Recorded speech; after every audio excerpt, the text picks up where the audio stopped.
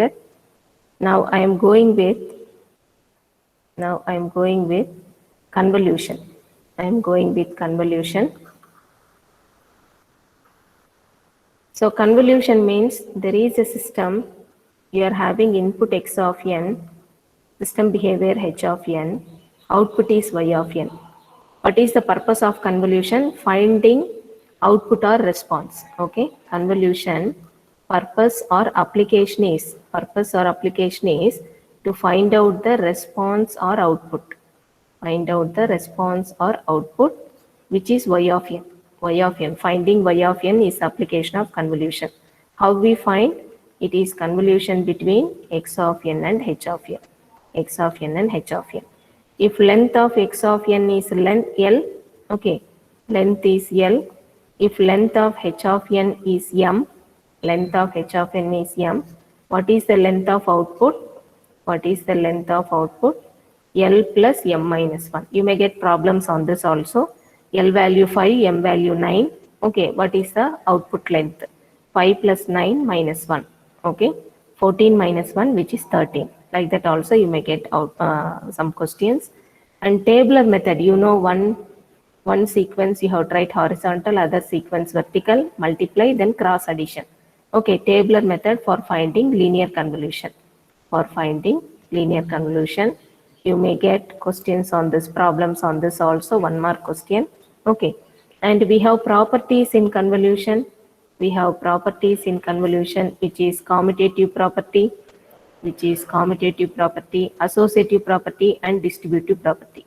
Commutative property, associative property, and distributive property. Okay, and here if we have two signals x of n, y of n, two signals x of n, y of n, and you can write it as y of n, x of n. This is commutative. Associative means x of n convolution, y of n convolution, z of n. Okay, and you can do convolution between first two sequence.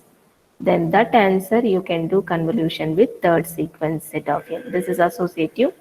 Distributive means y of n plus z of n, y of n plus z of n. It is x of n convolution y of n. Then we have plus x of n convolution z of n. Okay, this is distributive property. Same thing is applicable for h of n also. Same thing applicable for h of n also. Okay, same properties in h of n. If you do h1 of n, h2 of n, it is equal to h2 of n, h1 of n. Okay, this is commutative property. This is commutative property. Similarly, you can try for associative property, distributive property. Anything may be the signal. Okay, h1, h2, h3. h1, h2, h3.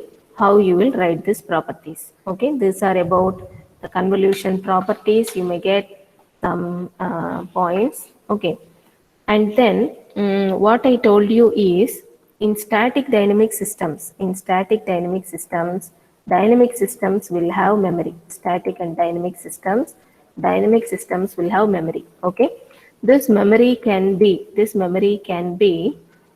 the components L and C, inductor and capacitor. These are called storage elements. They store the charge. Storage elements. Okay, inductor and capacitor are storage elements. With L and C in the circuit, they can maintain the memory in dynamic circuits with L and C. Okay, but R is not compulsory. R is not a storage element. It is used for discharging. Capacitor charges and stores the charge. For discharging, it can take help of a resistor R. But R will not come under storage element. Only L and C will come under storage elements. Okay, this is what we have discussed in convolution.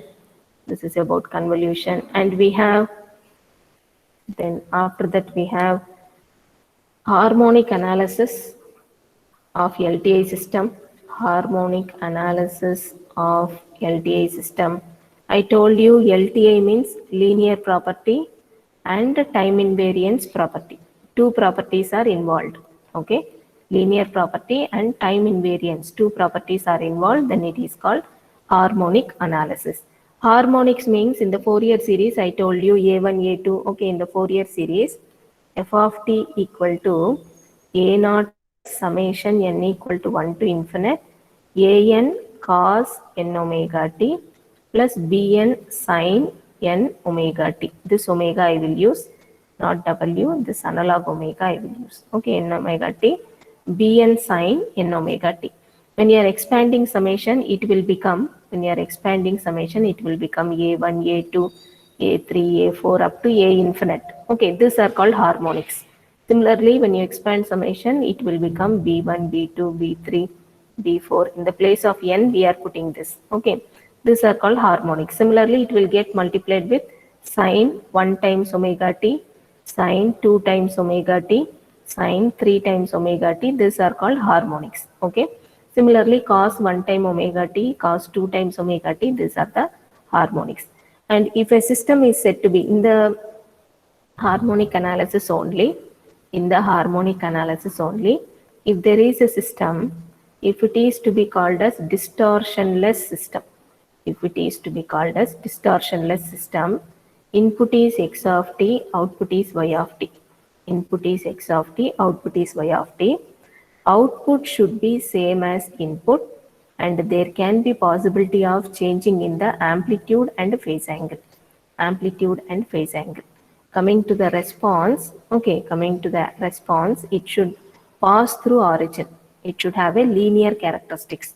This is origin, x-axis, y-axis. It should have the system h of j omega,